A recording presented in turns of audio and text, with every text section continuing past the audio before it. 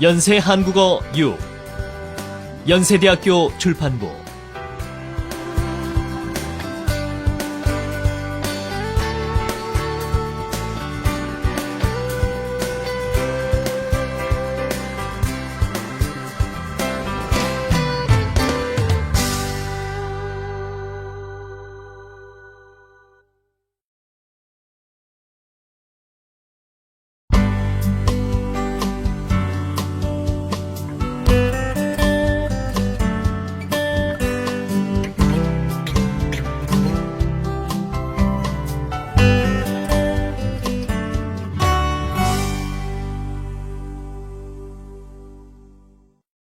제6과 가까워지는 세계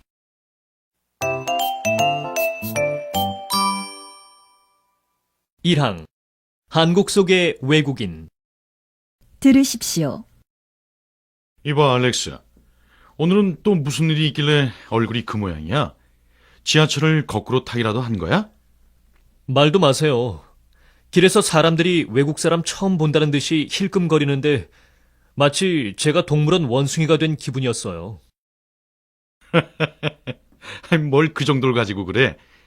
내가 처음 한국에 왔을 때는 아이들이 날 보고 울음을 터뜨리기까지 한걸? 그랬군요.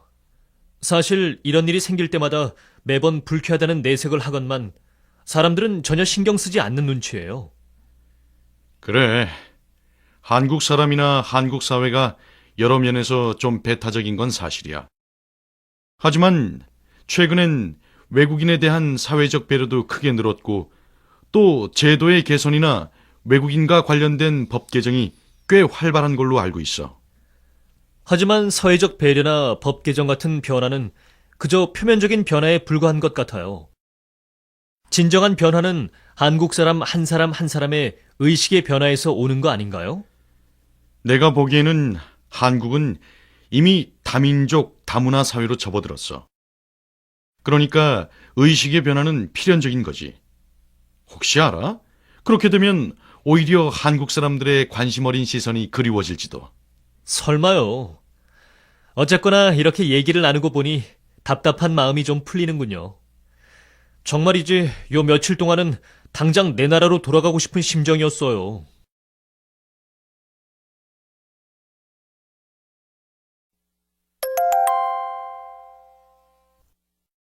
듣고 따라하십시오. 이봐, 알렉스. 오늘은 또 무슨 일이 있길래 얼굴이 그 모양이야? 지하철을 거꾸로 타기라도 한 거야?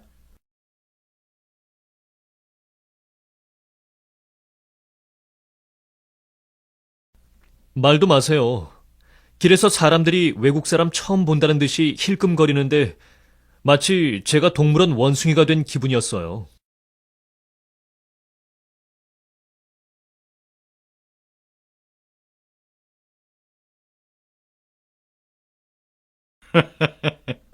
뭘 그 정도를 가지고 그래? 내가 처음 한국에 왔을 때는 아이들이 날 보고 울음을 터뜨리기까지 한걸?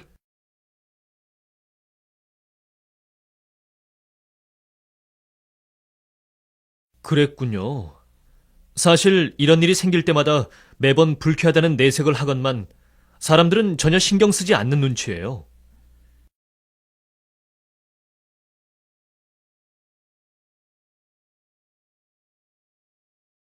그래. 한국 사람이나 한국 사회가 여러 면에서 좀 배타적인 건 사실이야.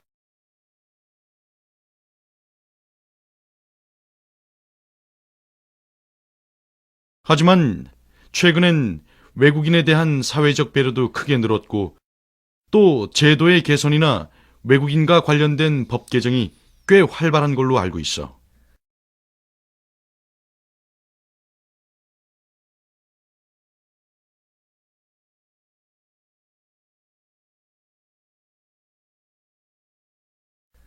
하지만 사회적 배려나 법 개정 같은 변화는 그저 표면적인 변화에 불과한 것 같아요.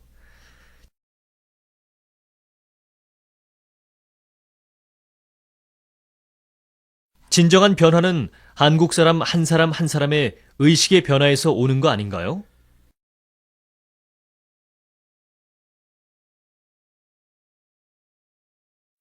내가 보기에는 한국은 이미 다민족, 다문화 사회로 접어들었어.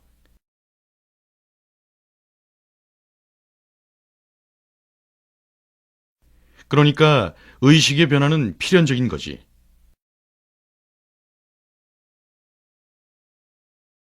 혹시 알아? 그렇게 되면 오히려 한국 사람들의 관심 어린 시선이 그리워질지도.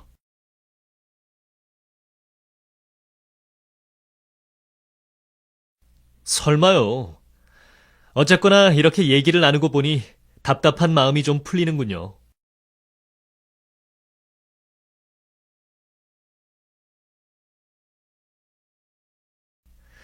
정말이지 요 며칠 동안은 당장 내 나라로 돌아가고 싶은 심정이었어요.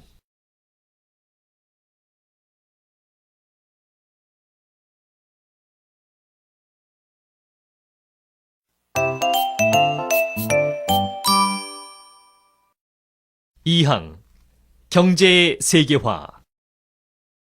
들으십시오. 시내에서 수입 개방을 반대하는 시위를 하던데 여간 격렬한 게 아니었어. 그럴만도 하지. 요즘 한창 진행 중인 자유무역 협정이 체결되는 날엔 싼 농축산물이 무제한으로 수입되잖아. 그렇게 되면 우리 농축산업 시장이 치명적인 타격을 입게 될 거야. 그렇긴 하지만 관세 장벽이 뚫리면 그만큼 수출입 비용이 감소할 테고 자연히 무역량이 증가할 거야. 그러면 결과적으로 경제 활성화에 도움이 되리라고 보는데. 무역업을 하는 사람들 입장에서는 환영할 만한 일이겠지. 무역업을 하는 사람들뿐만 아니라 소비자 입장에서도 가격이나 질적인 면에서 선택의 폭이 넓어지니 만족도가 높아질 거야. 그렇지만 경제를 활성화시키고 소비자의 편의를 돕는답시고 조상 대대로 물려내려온 생계의 수단을 하루아침에 잃게 될지 모르는 농민들을 모른 척할 수는 없지. 그 문제의 심각성은 정부도 잘 인식하고 있는 모양이니까 기다려봐야 할 것 같아.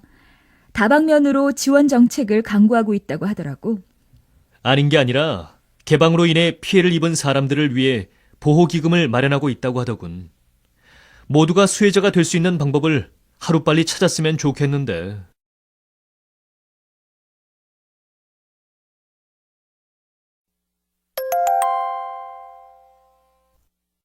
듣고 따라하십시오. 시내에서 수입 개방을 반대하는 시위를 하던데 여간 격렬한 게 아니었어.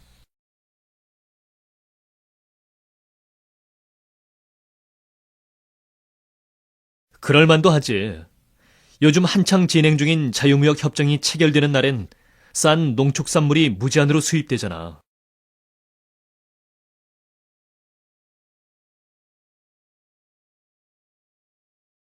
그렇게 되면 우리 농축산업 시장이 치명적인 타격을 입게 될 거야.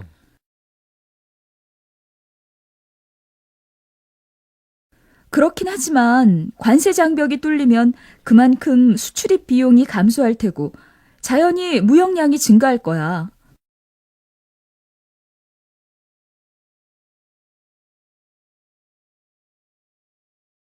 그러면 결과적으로 경제 활성화에 도움이 되리라고 보는데. 무역업을 하는 사람들 입장에서는 환영할 만한 일이겠지.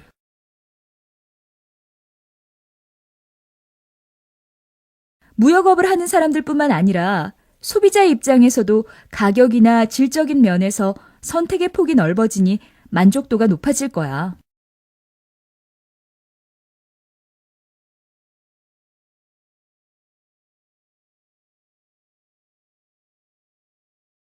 그렇지만 경제를 활성화시키고 소비자의 편의를 돕는답시고 조상 대대로 물려내려온 생계의 수단을 하루아침에 잃게 될지 모르는 농민들을 모른 척할 수는 없지.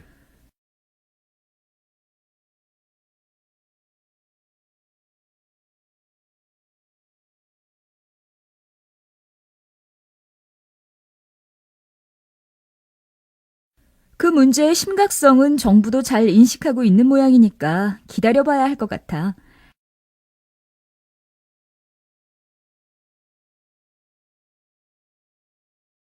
다방면으로 지원 정책을 강구하고 있다고 하더라고.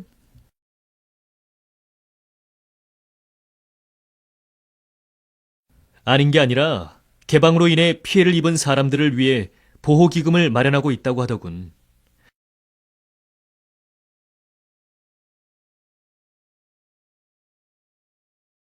모두가 수혜자가 될 수 있는 방법을 하루빨리 찾았으면 좋겠는데.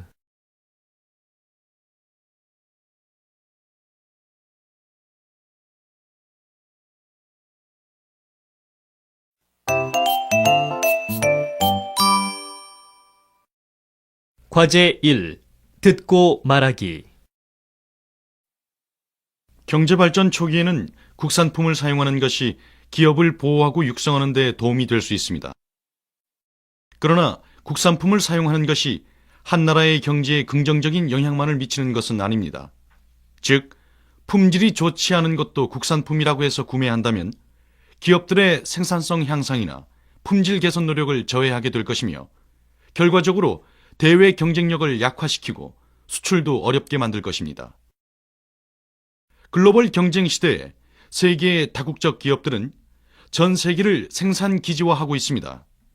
가장 싼 곳에서 부품을 공급받아 가장 비용이 적게 드는 곳에서 조립하여 세계 각처에 제품을 공급하고 있는 것입니다. 21세기에는 이제까지의 자기중심적 민족주의를 버리고 보편적 세계주의 시대로 변화해야 할 것입니다. 이것은 우리 민족의 이익을 지키기 위해서도 꼭 필요한 것입니다. 세계는 수년 내에 경제적 면에서 국경이 없어질 것이며 우리나라의 농촌도 전 세계의 농촌과 경쟁해야 하고 뒷골목의 조그마한 공장도 전 세계의 공장과 겨뤄야 합니다. 그러므로 국산품 애용이 반드시 애국이 아니며 국산품도 세계의 경쟁에서 이길 수 없는 것은 도태되어야 합니다.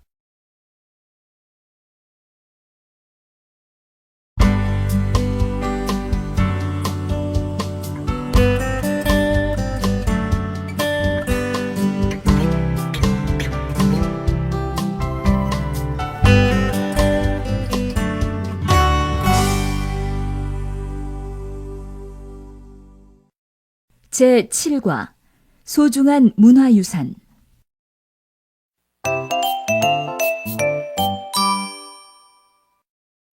일항 한국의 문화유산. 들으십시오. 오랜만에 야외로 나오니 가슴이 탁 트이는 것 같네요. 여기 수원 화성은 역사적으로도 큰 가치가 있는 유적지라면서요? 네, 조선의 22대 왕인 정조께서 왕위에 오르지 못하고 죽임을 당한 아버지의 묘를 당시 최고의 명당인 수원의 화산으로 옮기고 근처에 새로운 도시를 건립하셨어요. 리에 씨가 한국에 대해 깊이 알고자 한국에 온 이상 이곳은 꼭 한번 둘러봐야 할 것 같아서 오늘 오자고 한 거예요. 그랬군요. 그런데 왕께서는 왜 이런 신도시를 만드신 거예요? 부모에 대한 뜨거운 효심이 제일 큰 동기였고 또 정치, 경제적 측면도 있었죠. 한국인의 정서상 부모에 대한 효심 때문이라는 건 좀 알겠는데 정치, 경제적 측면이란 구체적으로 어떤 내용이에요? 왕의 권력을 지원하는 배후 도시를 건설해서 왕권을 강화하려는 정치적 의도와 남쪽에서 서울로 올라오는 길목인 이곳을 물자 유통의 요지로 삼으려는 경제적 목적으로 이 도시를 세웠다는 거죠. 와, 화성이 그렇게 많은 의도를 갖고 건설된 계획 도시였다는 건 몰랐네요. 그런데 이런 규모의 성곽을 쌓으려면 아주 많은 사람들이 동원됐겠는데요? 이곳은 그 당시 뛰어난 학자였던 정약용을 책임자로 하고 전국의 기술자들이 대거 참여한 덕분에 매우 과학적이고 실용적인 성곽으로 세워질 수 있었다고 해요. 게다가 화성의 설계와 함께 성을 쌓는 과정 모두를 글과 그림으로 완벽하게 기록한 책을 남겨놓았다는 점에서 역사적 가치가 큰 것으로 평가되고 있어요.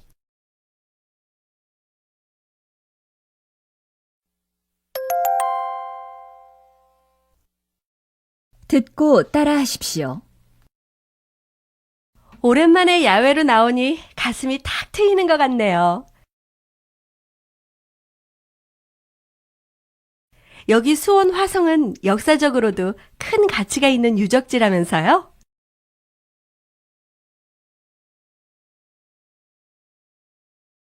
네, 조선의 22대 왕인 정조께서 왕위에 오르지 못하고 죽임을 당한 아버지의 묘를 당시 최고의 명당인 수원의 화산으로 옮기고 근처에 새로운 도시를 건립하셨어요.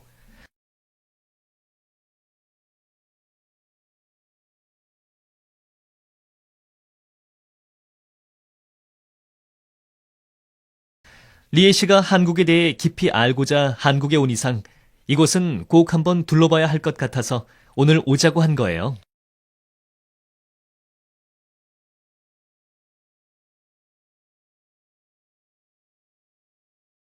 그랬군요.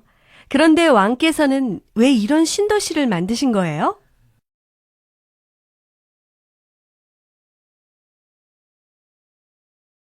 부모에 대한 뜨거운 효심이 제일 큰 동기였고 또 정치, 경제적 측면도 있었죠.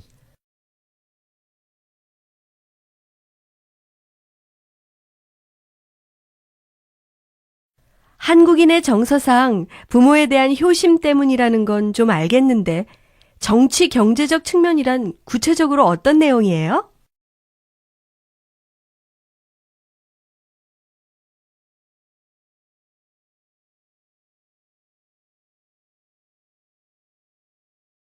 왕의 권력을 지원하는 배후 도시를 건설해서 왕권을 강화하려는 정치적 의도와 남쪽에서 서울로 올라오는 길목인 이곳을 물자 유통의 요지로 삼으려는 경제적 목적으로 이 도시를 세웠다는 거지요.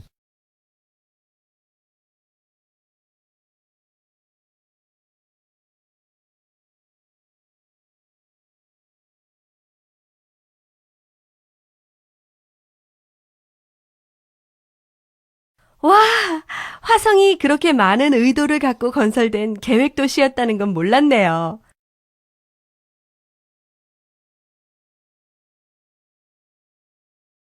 그런데 이런 규모의 성곽을 쌓으려면 아주 많은 사람들이 동원됐겠는데요?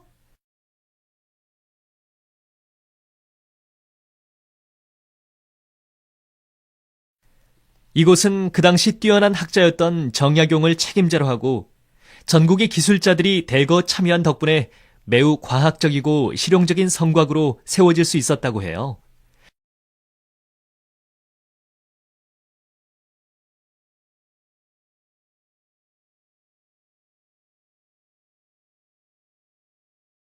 게다가 화성의 설계와 함께 성을 쌓는 과정 모두를 글과 그림으로 완벽하게 기록한 책을 남겨놓았다는 점에서 역사적 가치가 큰 것으로 평가되고 있어요.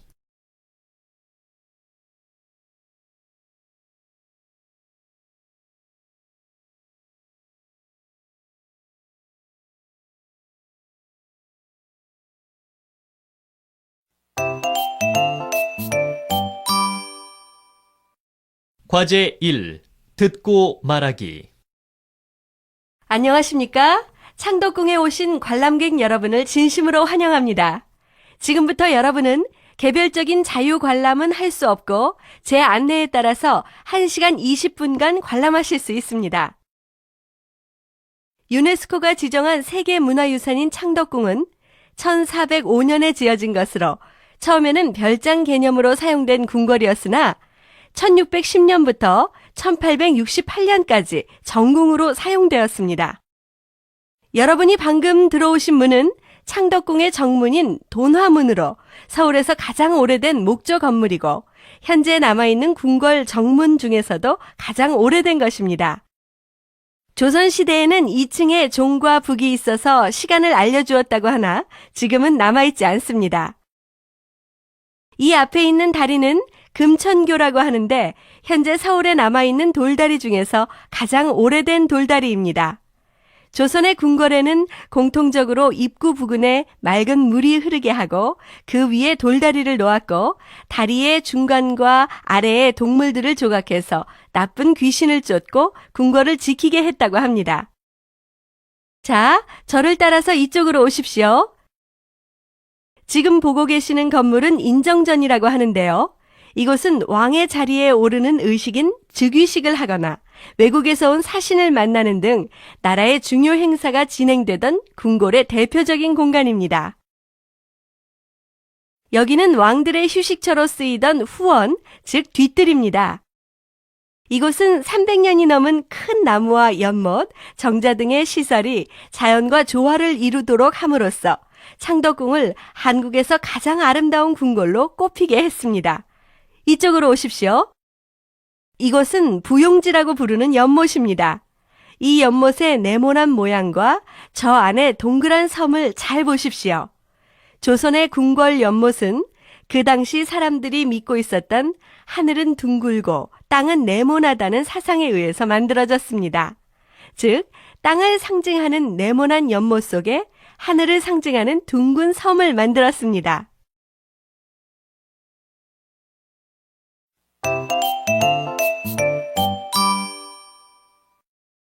이항 세계의 문화유산. 들으십시오. 민수야, 우리가 배낭여행 가서 찍은 사진 나왔다? 내 말대로 앙코르와트에 갔다 오길 잘한 것 같아. 여기 이 밀림 속의 사원이며 호수가 아주 장관이야. 난 그렇게 큰 유적지는 난생 처음 가봤어. 과연 세계 문화유산이라 할 만하지 않니? 맞아. 열대 정글 한가운데서 그렇게 어마어마하게 큰 돌로 지어진 사원이 나타났을 때는 정말 입이 딱 벌어지더라. 웬만한 도시 규모라는 것도 놀라워.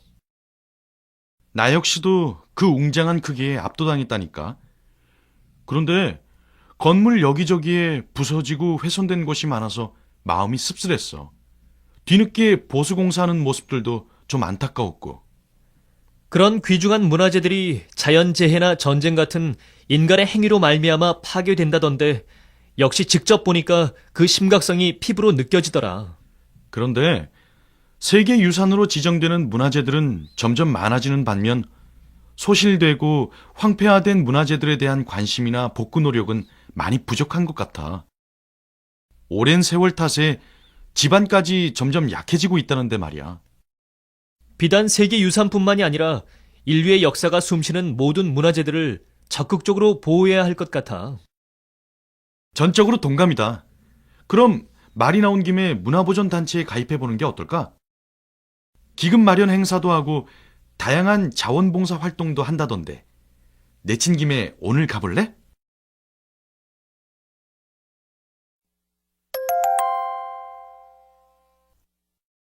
듣고 따라하십시오. 민수야, 우리가 배낭여행 가서 찍은 사진 나왔다? 내 말대로 앙코르와트에 갔다 오길 잘한 것 같아.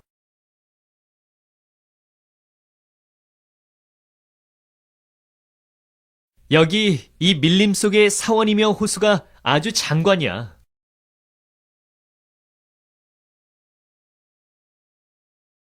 난 그렇게 큰 유적지는 난생 처음 가봤어.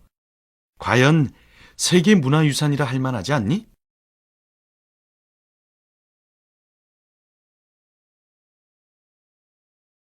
맞아. 열대 정글 한가운데서 그렇게 어마어마하게 큰 돌로 지어진 사원이 나타났을 때는 정말 입이 딱 벌어지더라. 웬만한 도시 규모라는 것도 놀라워.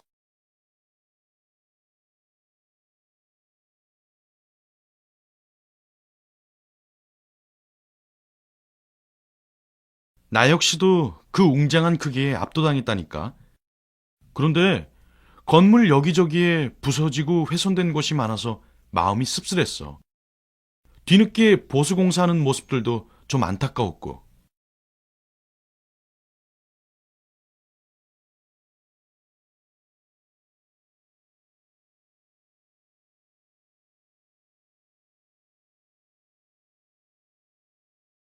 그런 귀중한 문화재들이 자연재해나 전쟁 같은 인간의 행위로 말미암아 파괴된다던데 역시 직접 보니까 그 심각성이 피부로 느껴지더라.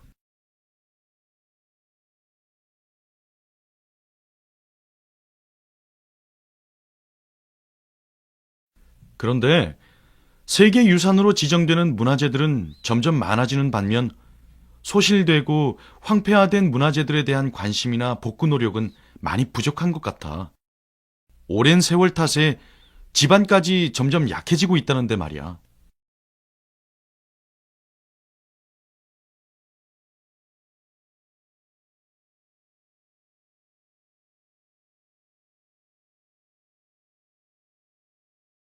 비단 세계 유산뿐만이 아니라 인류의 역사가 숨쉬는 모든 문화재들을 적극적으로 보호해야 할 것 같아.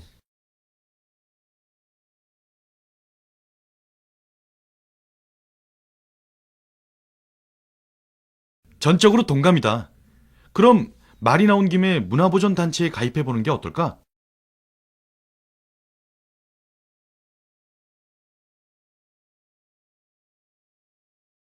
기금 마련 행사도 하고 다양한 자원봉사 활동도 한다던데. 내친 김에 오늘 가볼래?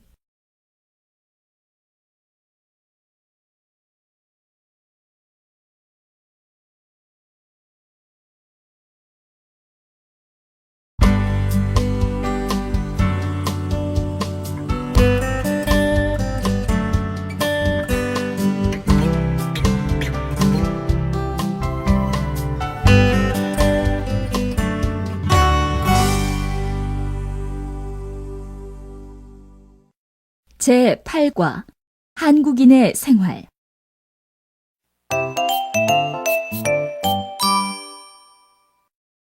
일항 한국인의 집. 들으십시오. 한옥 체험을 하고 왔다고요? 온돌방에서 자보니까 어땠어요? 겨우 한두 번 불을 떼서 밤새도록 따뜻함을 유지할 수 있다니 참 놀라웠어요. 게다가 난방을 해도 방 안의 공기가 탁해지지 않다니 놀랍다 못해 경이롭기까지 하던걸요. 언젠가 신문에서 온돌 난방법이 경제적일 뿐만 아니라 위생적이어서 세계적으로 주목을 받고 있다는 기사를 본 적이 있어요. 더욱이 요즘은 전통적인 한옥의 소재들이 자연 친화적이어서 건강하게 오래 살고 싶어하는 사람들 사이에서 새롭게 인기를 끌고 있다고요. 그런데 온돌도 온돌이려니와 방 사이에 놓인 탁 트인 마루가 아주 인상적이던데요. 잘 보셨어요. 온돌과 마루는 한옥의 과학적 우수성을 보여주는 대표적인 두 가지 특징이에요. 온돌이 겨울을 위한 장치라면 마루는 여름을 위한 공간이지요. 하지만 한옥의 매력은 그런 기능적인 면에도 있지만 지붕이라든가 처마라든가 우아한 한복의 곡선을 닮은 부드러운 형태의 아름다움에 있는 것 같은데요. 이거 하룻밤 만에 한옥의 매력에 푹 빠지셨군요. 어때요? 시간을 내서 체험해 보시길 잘했죠? 네, 우연히 체험단 얘기를 들었기에 망정이지 이렇게 좋은 경험도 못하고 한국을 떠날 뻔했어요.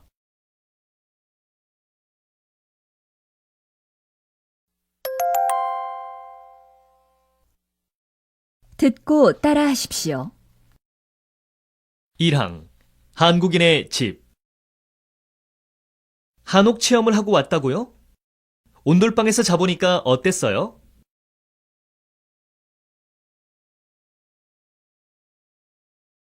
겨우 한두 번 불을 떼서 밤새도록 따뜻함을 유지할 수 있다니 참 놀라웠어요.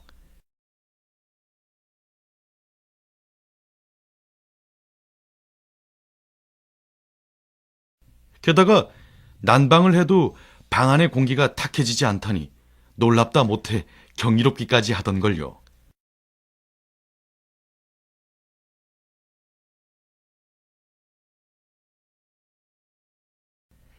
언젠가 신문에서 온돌 난방법이 경제적일 뿐만 아니라 위생적이어서 세계적으로 주목을 받고 있다는 기사를 본 적이 있어요.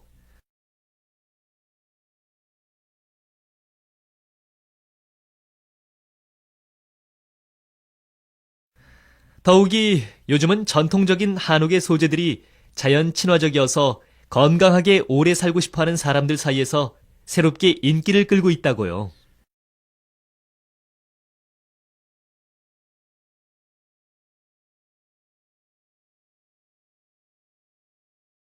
그런데 온돌도 온돌이려니와 방 사이에 놓인 탁 트인 마루가 아주 인상적이던데요.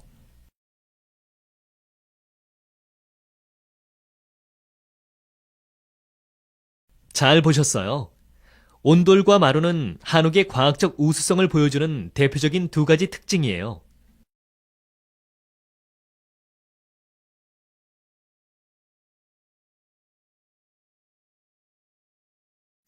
온돌이 겨울을 위한 장치라면 마루는 여름을 위한 공간이지요.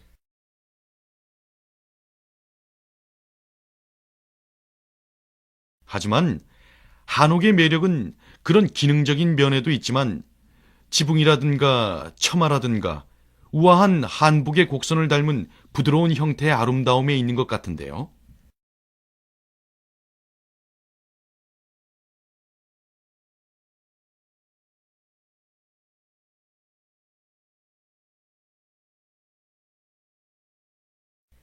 이거 하룻밤 만에 한옥의 매력에 푹 빠지셨군요. 어때요? 시간을 내서 체험해 보시길 잘했죠?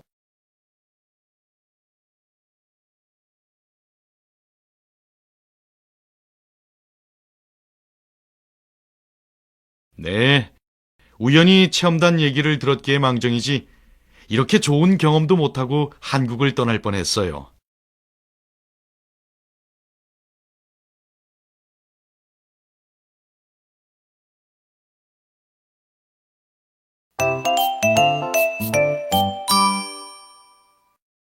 과제 1. 듣고 말하기.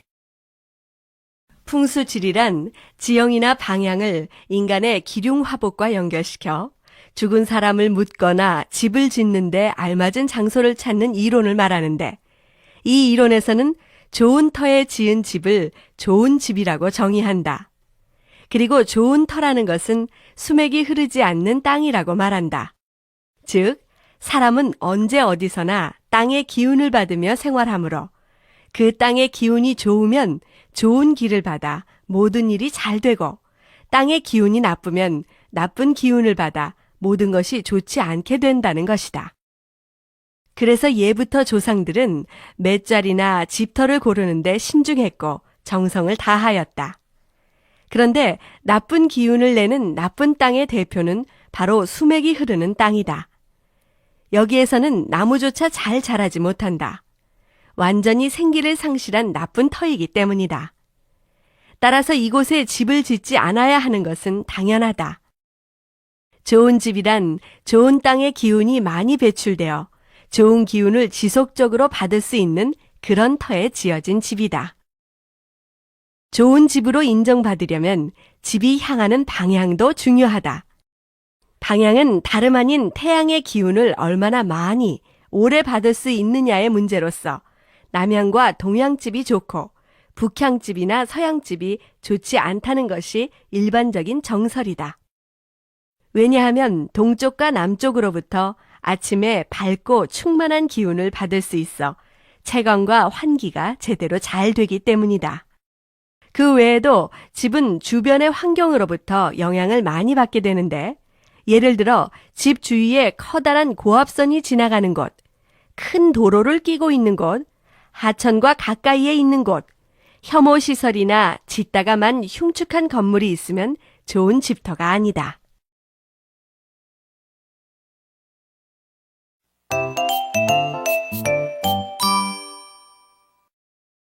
이항. 한국인의 사상. 들으십시오. 정희 씨는 날마다 어머니께 전화해서 문안 인사 드린다면서요. 지난 생신 때는 직장에 휴가까지 내서 고향에 갔다 오고요. 그야말로 효녀 심청이 따로 없네요. 효녀 심청이요? 과찬이세요. 전 그저 거동도 불편하신데 홀로 계신 어머니가 안쓰럽기도 하고 걱정도 돼서 틈틈이 안부나 여쭙는 건데요, 뭐. 제가 전화로라도 챙기지 않으면 식사도 하는 둥 마는 둥 하시거든요. 그래도 요즘 같은 시대에 그 정도로 효도하는 사람도 흔하지는 않죠. 옛날에야 우리나라의 전통 사상 중 으뜸 가는 덕목이었다지만. 저는 아무것도 아니에요. 어제 텔레비전에서 딸이 어머니에게 신장을 기증하는 프로그램 봤어요? 정말 감동적이었어요. 그래요. 저도 봤는데 정말 대단한 것 같아요. 어머니는 자식에게 짐이 될 수 없다며 한사코 거절했지만 결국 자식의 효심에 마음이 움직인 거죠. 그뿐 아니라 민철 씨도 알다시피 우리 주변에도 부모님이나 시부모님을 지극정성으로 보살피며 온갖 수발을 마다하지 않는 효자 효부가 많잖아요.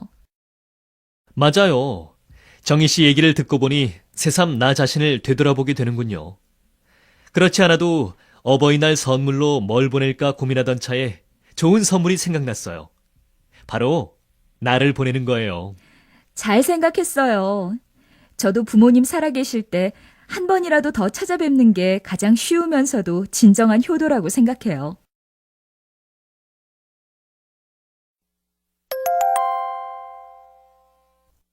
듣고 따라하십시오. 정희 씨는 날마다 어머니께 전화해서 문안 인사 드린다면서요. 지난 생신 때는 직장에 휴가까지 내서 고향에 갔다 오고요.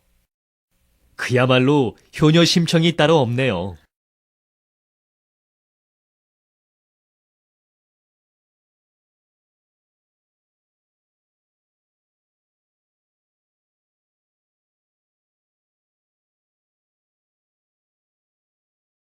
효녀 심청이요?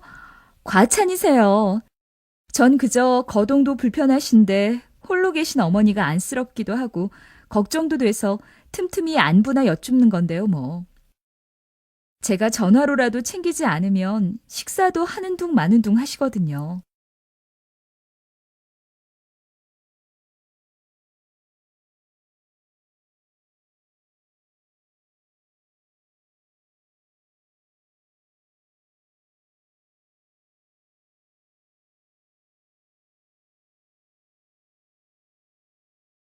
그래도 요즘 같은 시대에 그 정도로 효도하는 사람도 흔하지는 않지요. 옛날에야 우리나라의 전통 사상 중 으뜸 가는 덕목이었다지만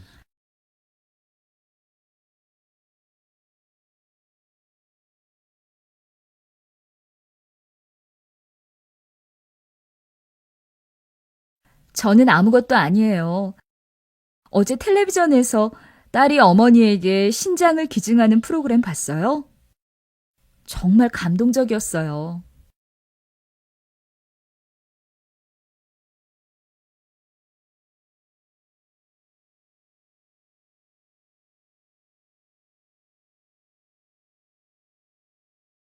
그래요. 저도 봤는데 정말 대단한 것 같아요. 어머니는 자식에게 짐이 될 수 없다며 한사코 거절했지만 결국 자식의 효심에 마음이 움직인 거죠.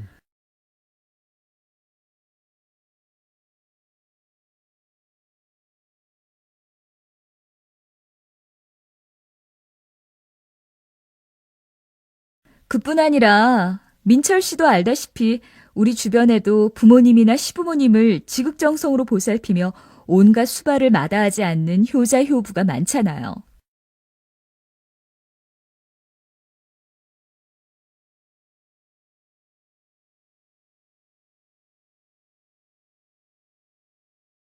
맞아요.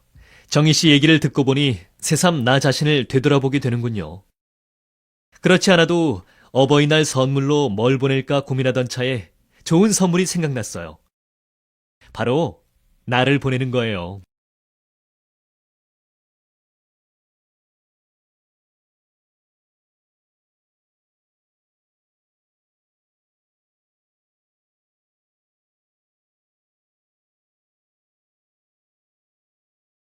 잘 생각했어요. 저도 부모님 살아계실 때 한 번이라도 더 찾아뵙는 게 가장 쉬우면서도 진정한 효도라고 생각해요.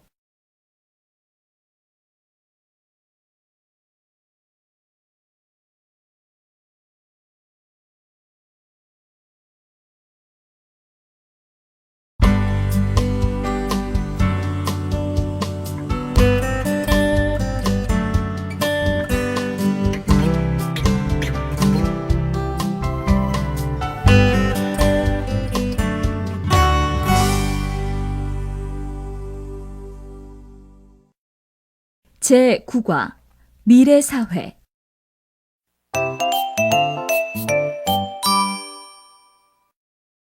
1항 자동화 사회 들으십시오. 이번에 과학기술원에서 기술 개발에 성공한 수술 보조 로봇에 대한 기사 봤어? 반응이 굉장하던데? 어제 뉴스에서 봤어. 지금까지는 수술 위치를 정해주거나 수술 시 절개 부위를 잡아주는 등 한정된 역할만 할 수 있었는데 이번에 개발된 로봇은 직접 수술을 도와준다고 하니 대단하지. 3차원의 입체 영상을 통해 원격으로 수술을 집도하게 되니까 의사의 손떨림도 방지할 수 있고 미세한 봉합에 아주 적절하게 활용할 수 있다고 해. 기사 내용을 보니까 앞으로는 수술 보조만 하는 게 아니라 직접 수술을 집도하는 수술 로봇을 개발할 계획이라더군. 하긴 옛날에는 사람의 손을 거쳐야만 했던 많은 일들이 거의 자동화되었으니 그게 먼 세상 얘기도 아니지 뭐. 맞아. 지난주에 의료기기 전시회에 갔다 왔는데 모든 기계가 인공지능으로 만들어져서 사람들이 직접 조절하거나 관리할 필요가 없더라. 첨단 과학기술의 발달로 모든 것이 다 자동화된다면 우리들은 뭘 해야 하나? 이러다가 로봇이나 기계가 사람의 자리를 대신하게 되어 인간의 존재 가치가 위협을 받게 되지는 않을까 걱정이야. 그건 기술을 활용하기 나름이라고 생각해. 인간과 로봇이 공존할 수 있는 세상을 구현하도록 지혜를 모은다면 다양한 용도의 로봇을 이용해 편리한 생활을 즐길 수 있을 거야. 아무리 인간 친화적인 로봇을 개발한다 손치더라도 자동화로 인한 부작용은 없앨 수 없을 거야.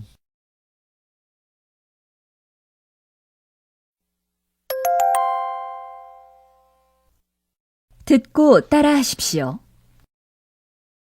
이번에 과학기술원에서 기술 개발에 성공한 수술 보조 로봇에 대한 기사 봤어? 반응이 굉장하던데?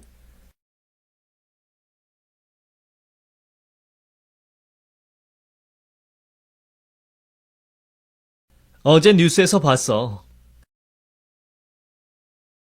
지금까지는 수술 위치를 정해주거나 수술 시 절개 부위를 잡아주는 등 한정된 역할만 할 수 있었는데 이번에 개발된 로봇은 직접 수술을 도와준다고 하니 대단하지.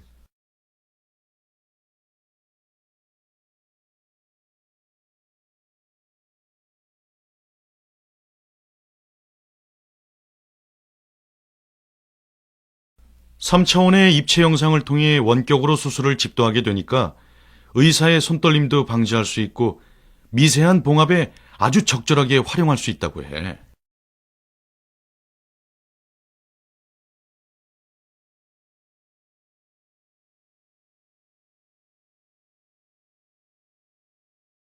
기사 내용을 보니까 앞으로는 수술 보조만 하는 게 아니라 직접 수술을 집도하는 수술 로봇을 개발할 계획이라더군.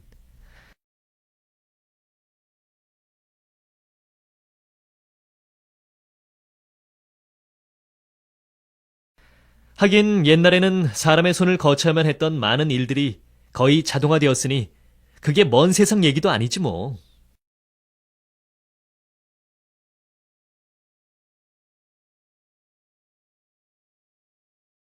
맞아. 지난주에 의료기기 전시회에 갔다 왔는데 모든 기계가 인공지능으로 만들어져서 사람들이 직접 조절하거나 관리할 필요가 없더라.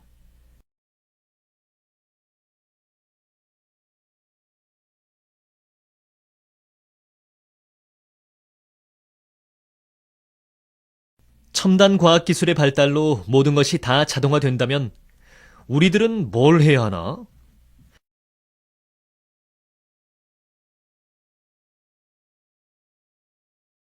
이러다가 로봇이나 기계가 사람의 자리를 대신하게 되어 인간의 존재 가치가 위협을 받게 되지는 않을까 걱정이야.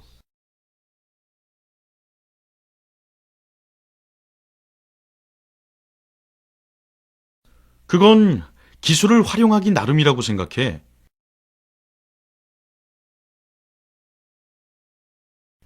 인간과 로봇이 공존할 수 있는 세상을 구현하도록 지혜를 모은다면 다양한 용도의 로봇을 이용해 편리한 생활을 즐길 수 있을 거야.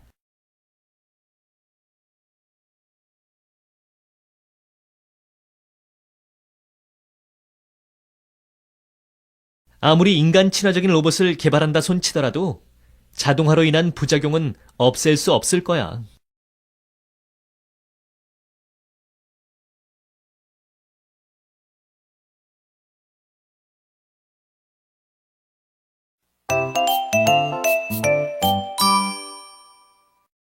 과제 1.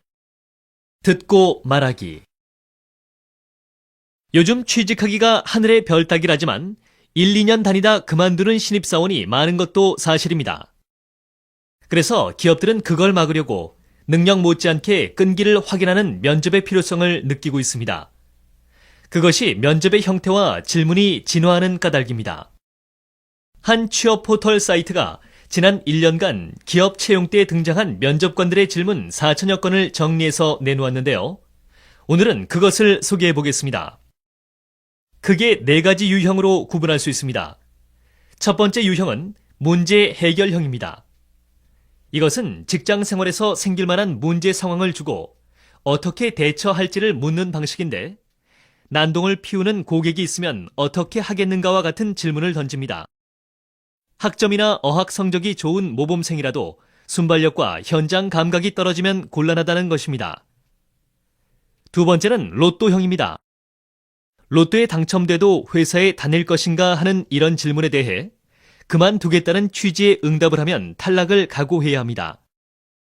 직업관과 직장관을 알아보고자 하는 의도입니다. 비슷한 질문으로는 10억이 생긴다면 어떻게 하겠나 등이 있습니다. 세 번째는 시험형으로 지원자를 살짝 시험에 들게 하는 것입니다. 직장에 대한 충성심이나 구직자의 자세를 평가합니다. 잦은 야근으로 대인관계가 소홀해지면 어떻게 하나, 공휴일에 일해도 좋은가 등입니다. 네 번째 유형은 경력 로드맵형입니다. 어떤 비전을 갖고 회사 생활을 할지를 살펴보려는 것으로 15년 뒤 자신의 모습을 그려보시오 등입니다. 실현 가능성을 고려하고 구체적으로 답하는 게 좋다고 합니다.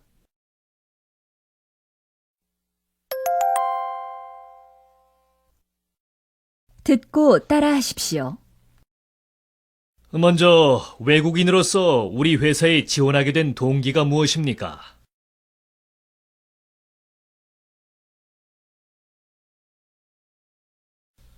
저는 대학교에서 국제무역을 전공했습니다.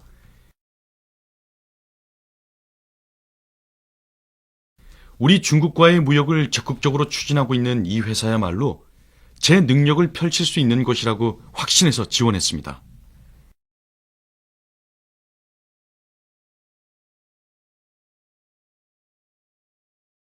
간단하게 자신의 장점을 소개해 보십시오.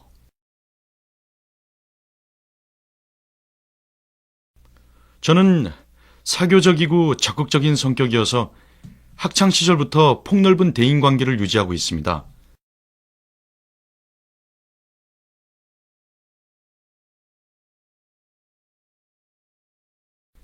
여러 무역회사에서 아르바이트를 하거나 연수를 받으면서 실무 경험도 쌓은 바 있습니다.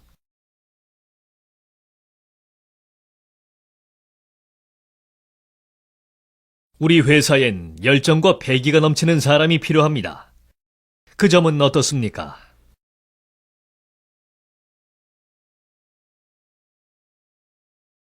제 취미는 철인 3종 경기입니다. 국제대회 입상 경력도 있습니다. 약 50km를 수영과 자전거와 달리기로 완주해야 하기 때문에 끈기와 패기가 없으면 불가능한 운동입니다.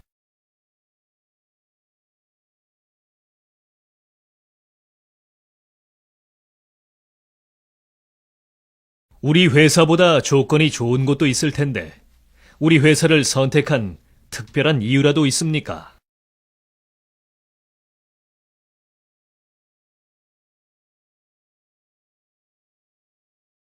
저에게 가장 중요한 조건은 바로 근무 환경과 분위기입니다.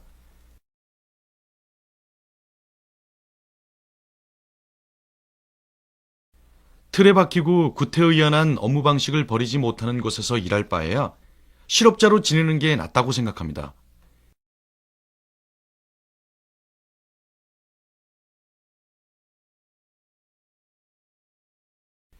이 회사에서는 창의적으로 업무를 수행하고 능력에 따라 평가받을 수 있으리라고 판단했기 때문에 지원한 것입니다.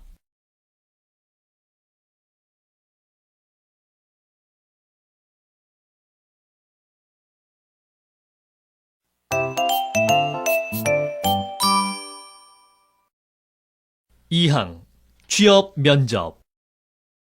들으십시오. 먼저 외국인으로서 우리 회사에 지원하게 된 동기가 무엇입니까? 저는 대학교에서 국제무역을 전공했습니다. 우리 중국과의 무역을 적극적으로 추진하고 있는 이 회사야말로 제 능력을 펼칠 수 있는 곳이라고 확신해서 지원했습니다. 간단하게 자신의 장점을 소개해 보십시오. 저는 사교적이고 적극적인 성격이어서 학창시절부터 폭넓은 대인관계를 유지하고 있습니다. 여러 무역회사에서 아르바이트를 하거나 연수를 받으면서 실무 경험도 쌓은 바 있습니다. 우리 회사엔 열정과 패기가 넘치는 사람이 필요합니다. 그 점은 어떻습니까? 제 취미는 철인 3종 경기입니다. 국제대회 입상 경력도 있습니다. 약 50km를 수영과 자전거와 달리기로 완주해야 하기 때문에 끈기와 패기가 없으면 불가능한 운동입니다. 우리 회사보다 조건이 좋은 곳도 있을 텐데, 우리 회사를 선택한 특별한 이유라도 있습니까? 저에게 가장 중요한 조건은 바로 근무 환경과 분위기입니다. 틀에 박히고 구태의연한 업무 방식을 버리지 못하는 곳에서 일할 바에야 실업자로 지내는 게 낫다고 생각합니다. 이 회사에서는 창의적으로 업무를 수행하고 능력에 따라 평가받을 수 있으리라고 판단했기 때문에 지원한 것입니다.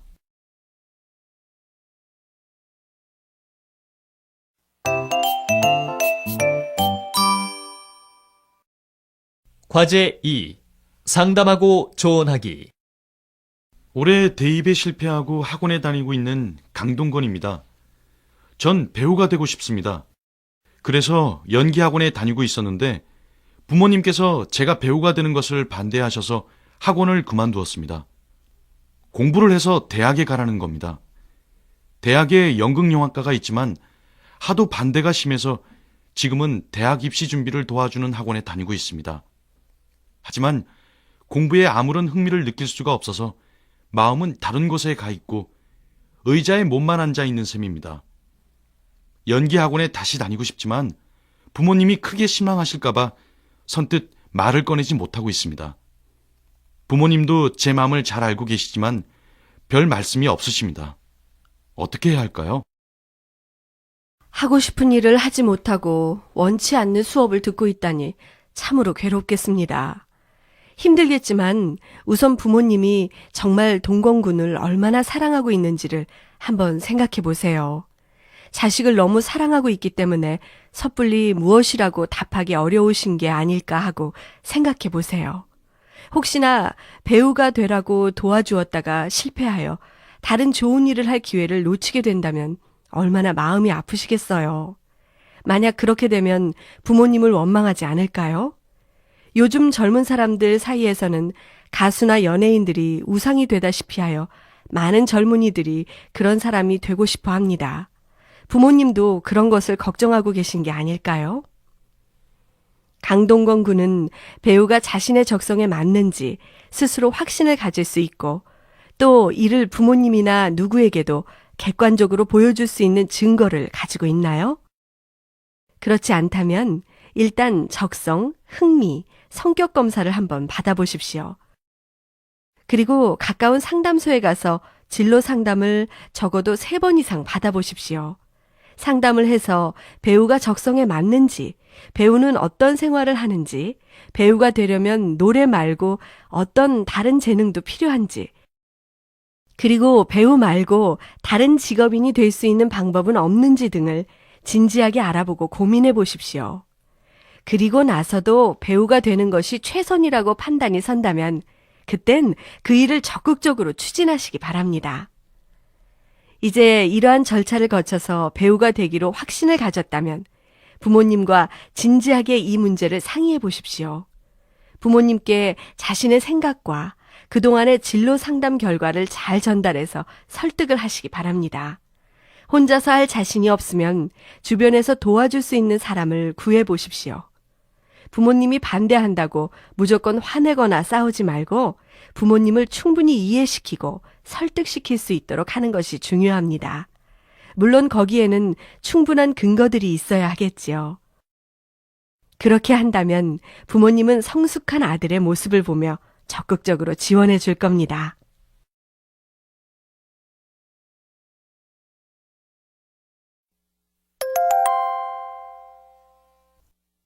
듣고 따라하십시오.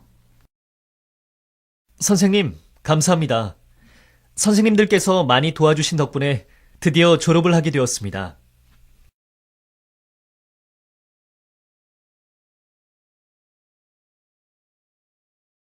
어떤 때는 너무 힘들고 어려워 포기해버릴까 하는 생각도 했었어요.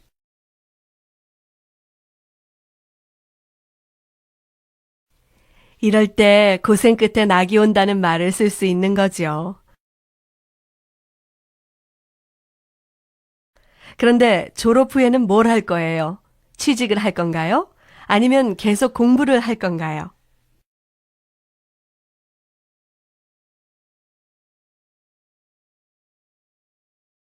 실은 진학하지 않고 취직을 하기로 결정하기는 했는데 제가 입사하고 싶은 회사는 한국에서 손꼽히는 유명한 대기업이라 경쟁이 만만치 않을 것 같아요.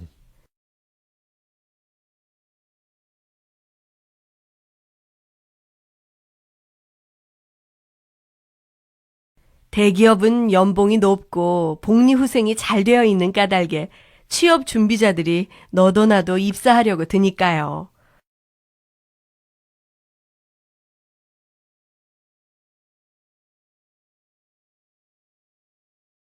하지만 무엇보다도 자기가 정말 하고 싶은 일을 할 수 있고 아울러 자신의 능력을 충분히 발휘할 수 있는 곳인지 먼저 살펴봐야 해요.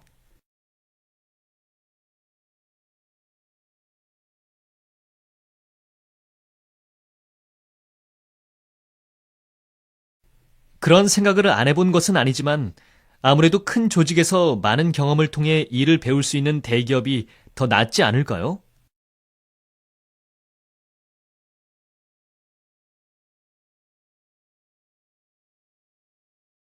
제 얘기는 무조건 대기업에 지원하지 말라는 얘기가 아니에요.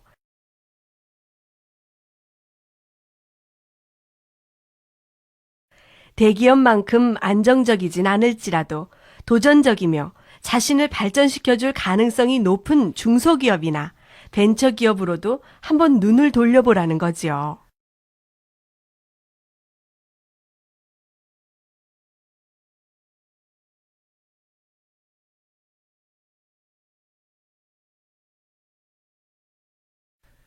선생님 말씀을 듣고 보니 제가 너무 근시한 적이었던 것 같네요.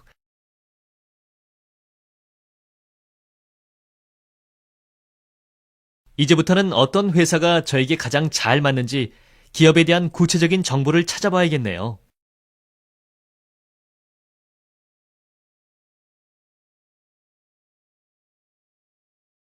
그러면서 그곳에서 필요로 하는 사람이 되도록 경쟁력을 높여 나가노라면 제 꿈을 이룰 수 있겠죠.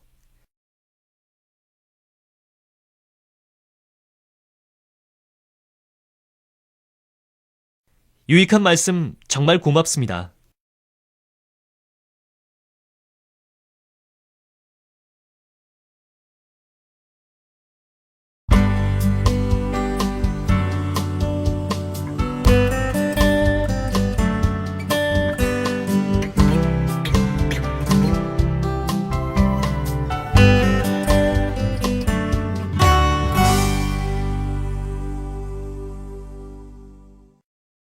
제10과 진로와 취업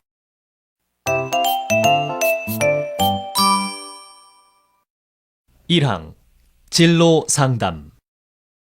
들으십시오. 선생님, 감사합니다. 선생님들께서 많이 도와주신 덕분에 드디어 졸업을 하게 되었습니다. 어떤 때는 너무 힘들고 어려워 포기해버릴까 하는 생각도 했었어요. 이럴 때 고생 끝에 낙이 온다는 말을 쓸 수 있는 거죠. 그런데 졸업 후에는 뭘 할 거예요? 취직을 할 건가요? 아니면 계속 공부를 할 건가요? 실은 진학하지 않고 취직을 하기로 결정하기는 했는데 제가 입사하고 싶은 회사는 한국에서 손꼽히는 유명한 대기업이라 경쟁이 만만치 않을 것 같아요. 대기업은 연봉이 높고 복리후생이 잘 되어 있는 까닭에 취업 준비자들이 너도 나도 입사하려고 드니까요. 하지만 무엇보다도 자기가 정말 하고 싶은 일을 할 수 있고 아울러 자신의 능력을 충분히 발휘할 수 있는 곳인지 먼저 살펴봐야 해요. 그런 생각을 안 해본 것은 아니지만 아무래도 큰 조직에서 많은 경험을 통해 일을 배울 수 있는 대기업이 더 낫지 않을까요? 제 얘기는 무조건 대기업에 지원하지 말라는 얘기가 아니에요. 대기업만큼 안정적이진 않을지라도 도전적이며 자신을 발전시켜줄 가능성이 높은 중소기업이나 벤처기업으로도 한번 눈을 돌려보라는 거지요.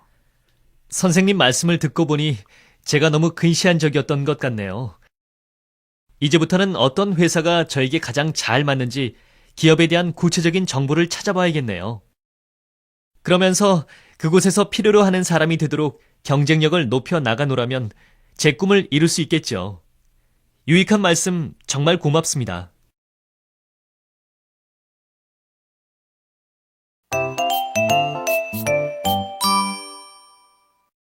과제 1. 듣고 말하기. 사회적으로 인재를 평가하는 시각이 달라지면서 인재가 지녀야 할 요소들도 크게 달라지고 있다. 과거에는 학력과 경력을 중심으로 해당 분야에 대한 전문적인 능력만 있으면 인재로 평가받을 수 있었지만 앞으로는 업무 능력 외에도 여러 능력을 고루 갖춘 인재가 높은 평가를 받게 될 것이다. 미래 사회에서 인재로 평가받으려면 어떤 요소를 갖춰야 할까? 첫째, 비전을 가져야 한다. 미래의 변화를 예측하고 그에 적합한 꿈을 가져야 한다. 뜬구름을 잡는 듯한 모호한 비전이 아니라 구체적이고 실제적인 비전을 지녀야 한다. 눈앞의 이익만을 고려하는 것이 아니라 거시적인 관점에서의 비전을 구상해야 한다. 둘째, T자형 인간이 되어야 한다. 미래 사회에서는 자신의 전공 분야만 아는 인재는 성공 가능성이 낮아질 것이다. 자신의 전문 분야뿐만이 아니라 다양한 분야에 걸쳐 깊이 있는 폭넓은 지식을 지녀야 한다. T자의 세로선은 전공 분야에 대한 깊이를 의미하며 가로선은 다방면에 걸쳐 박식한 지식을 지녀야 함을 의미한다. 따라서 T자형 인간이란 깊이와 다방면의 박식함을 두루 갖춘 인간형을 의미하는 것이다. 셋째, 국제 감각을 익혀야 한다. 우물한 개구리는 글로벌 사회에서 성공하기 힘들다. 시야를 세계로 돌려야만 생존할 수 있을 것이다. 국제 감각을 익히기 위해서는 외국어 구사 능력은 필수 조건이다. 넷째, 유연성을 길러야 한다. 미래 사회의 기술적 변화와 치열한 경쟁에 적응하기 위한 필수 조건은 유연성이다. 변화하는 사회에 유연하게 대처하지 못한다면 예기치 못한 어려움에 직면하게 될 것이다. 다섯째, 창의성을 키워야 한다. 20세기 산업화 사회에서 요구하는 인재형은 성실성과 충성심이 가장 중요한 요소였고 윗사람에게 순종하고 자신의 임무만 충실하게 수행하면 인재라는 말을 들을 수 있었다. 하지만 시대가 변해 이제는 새로운 정보와 기술을 개발하고 활용할 수 있는 창의력이 인재의 중요 덕목이다.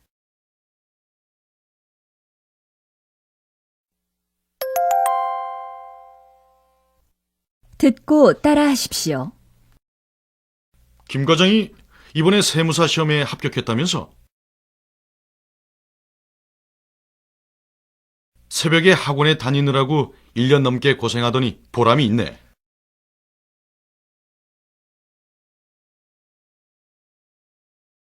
요즘은 퇴근하고 학원에 다니는 사람들이 많아졌어요.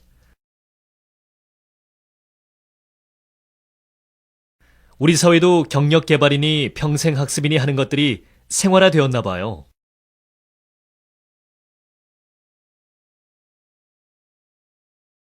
그럼 끊임없이 자신을 개발하지 않으면 한순간에 도태되고 말아.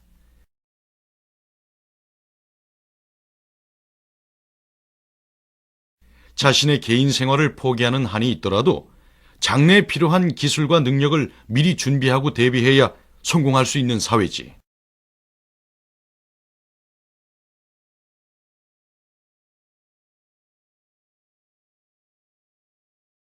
취업 경쟁을 뚫고 이제야 겨우 직장 일에 익숙해져 가고 있는데 또다시 새로운 것을 준비해야 되다니.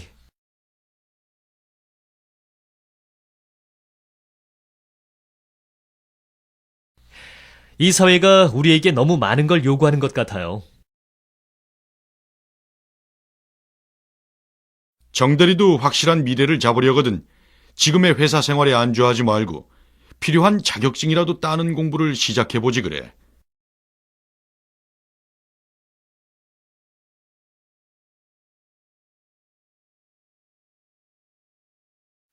전공이 경제학이니 회계사 공부도 좋을 것 같은데.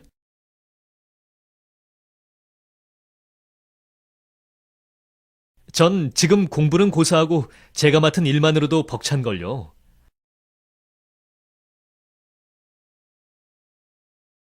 미래 사회는 폭넓은 지식을 갖춘 전문가를 필요로 한다지만 누구나 다 그렇게 될 수는 없잖아요.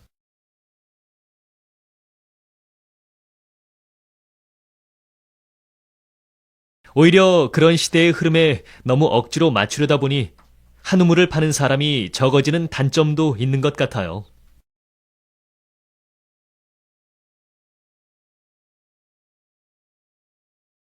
그렇지만 평생 직장의 개념이 사라진 현대사회에서 주어진 일에만 충실하다가는 살아남기 힘들지 않을까?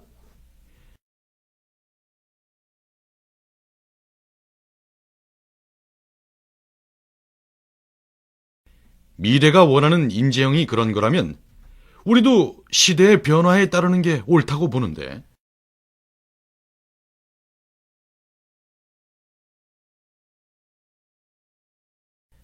물론 그런 점도 있죠. 하지만 묵묵히 자신의 일을 처리해 나가는 사람도 이 사회에 꼭 존재해야 된다고 생각해요.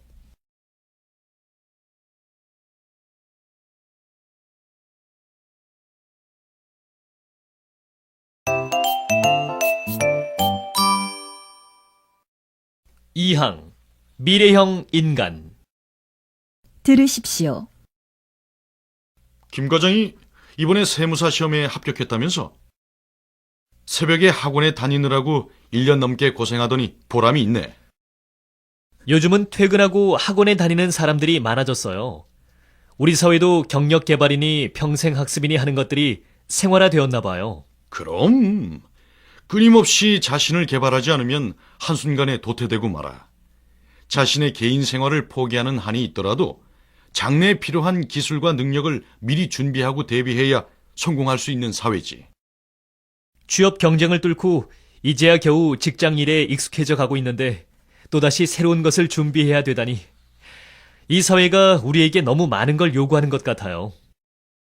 정대리도 확실한 미래를 잡으려거든 지금의 회사 생활에 안주하지 말고 필요한 자격증이라도 따는 공부를 시작해보지 그래. 전공이 경제학이니 회계사 공부도 좋을 것 같은데. 전 지금 공부는 고사하고 제가 맡은 일만으로도 벅찬걸요. 미래 사회는 폭넓은 지식을 갖춘 전문가를 필요로 한다지만 누구나 다 그렇게 될 수는 없잖아요. 오히려 그런 시대의 흐름에 너무 억지로 맞추려다 보니 한 우물을 파는 사람이 적어지는 단점도 있는 것 같아요. 그렇지만 평생 직장의 개념이 사라진 현대사회에서 주어진 일에만 충실하다가는 살아남기 힘들지 않을까? 미래가 원하는 인재형이 그런 거라면 우리도 시대의 변화에 따르는 게 옳다고 보는데. 물론 그런 점도 있죠. 하지만 묵묵히 자신의 일을 처리해 나가는 사람도 이 사회에 꼭 존재해야 된다고 생각해요.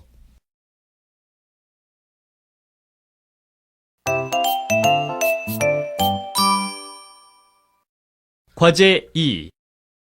정보 전달하기. 여러분 안녕하십니까? 수년간의 연구를 통해 새롭게 선보이게 된 이 제품은 책, 의류 등 모든 물건에 눈에 띄지 않게 부착하는 마이크로 태그입니다. 그야말로 각 제품들의 신분증의 역할을 할 수 있는 소형 칩입니다. 이번에 개발된 마이크로 태그는 물건을 판매하는 판매자와 물건을 구입하는 소비자 모두가 가지고 있었던 각각의 불편함을 해소하고자 연구 개발하게 되었습니다. 그동안 판매자가 어떤 물건이 얼마나 판매되었는지를 파악하는 데는 많은 시간과 인력 투자가 필요했을 겁니다. 이러한 불편은 이제 각 제품에 부착되어 있는 마이크로 태그가 해결해 줄 것입니다. 소비자의 입장에서는 큰맘 먹고 구입한 고가품이나 각 제품들의 도난, 분실에 대한 우려가 컸습니다. 또한 사이버 공간에서 개인정보와 카드 번호를 공개하는 것에 대한 불안감도 큰 사회 문제로 대두되었습니다. 이러한 판매자와 구매자의 불편은 이 마이크로 태그 하나로 완벽하게 해결할 수 있습니다. 우선 마이크로 태그를 사용하게 되면 제품의 재고 관리가 용이해집니다. 왜냐하면 제품이 판매되는 순간 그 제품에 대한 모든 정보가 입력되기 때문입니다. 뿐만 아니라 구매자의 정보도 입력이 되므로 제품의 구매와 동시에 누가 이 제품을 소지하고 있는지를 파악할 수 있습니다. 또한 모든 제품의 추적이 가능하므로 도난을 당했을 경우 제품의 위치와 경로를 확인할 수 있습니다. 따라서 분실이나 도난에 대한 걱정은 사라지게 됩니다. 쇼핑 후 계산대에서 오래 줄을 서서 기다릴 필요도 없습니다. 구매한 물건은 마이크로 태그를 통해 자동으로 계산되어 소비자의 은행 계좌에서 빠져나갑니다.